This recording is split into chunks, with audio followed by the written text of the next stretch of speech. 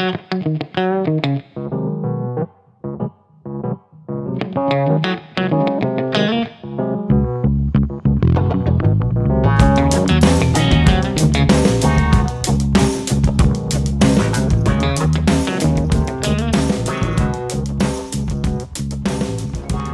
I did the cut exactly in the stud.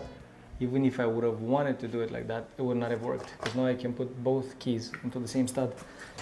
Hey Sergio, Whoa, what's the most expensive boo-boo on day one? the most expensive?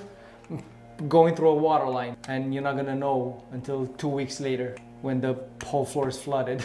Or if you're upstairs, or like we are in Montreal, you drill in the kitchen and we have basements. You're not gonna know that you drilled through it. You're just gonna drip, drip, drip, and you make a flood downstairs. So that would be the most expensive. Never done that though.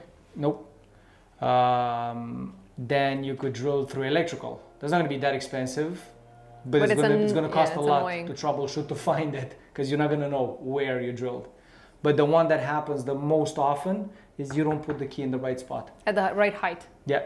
And then you're gonna start putting the cabinets, and for example here we have to put the lower cabinet, then we have to allow space for the countertop, then we have an upper cabinet. If I haven't put this in the right place, my upper cabinet, it has to meet the ceiling. I might be off. So most often problem that we're creating for ourselves is putting the key in the wrong place. Most expensive mistake, drilling through a water line. So you would drill through the line, the screw is gonna stay there, and then it's gonna start dripping. And depending on how big the gap is between the screw and the pipe, because again, it depends on what type of pipe it is as well. And is it cold water, hot water? But you will not hear it. You're not gonna know that you've done something wrong until it's way, way too late.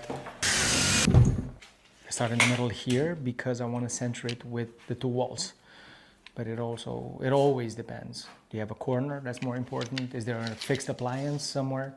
So you start from the side where you have less play or no play. But for this particular wall, yeah, we want to center the cabinets with the window. 75.5, so it's less. 75 and 7/8, so it's 3/8 of an inch. Either that wall goes outwards or that wall goes inwards.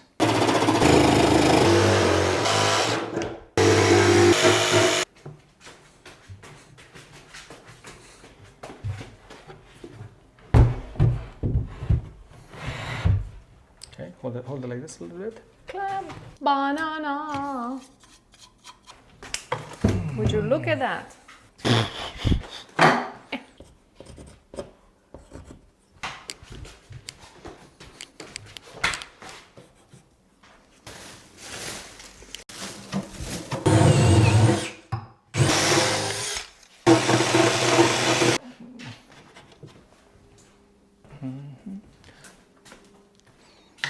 Now we switch to a different kind of screw. One day I'll be funny. Look at this lineup.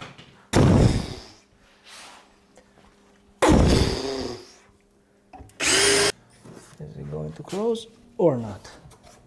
The wall is slightly off. You see, they're all perfectly lined up. 3 on this side, 3 on the other side. And we have the center cabinet.